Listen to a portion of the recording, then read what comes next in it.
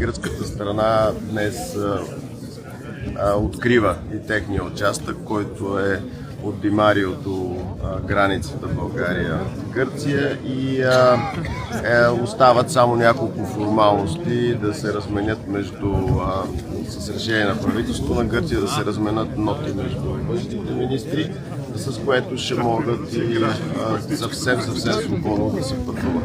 Но така или иначе, днес е паметен ден, защото днес идва техния министър, моя колега.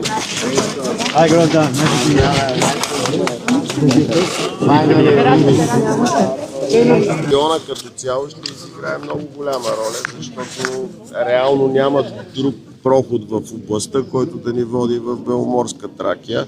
И както се казва, тук на един хвърляй от границата, които живеят около Смолян, всички общини трябва да обикалят поне час и половина, за да стигнат до друго място.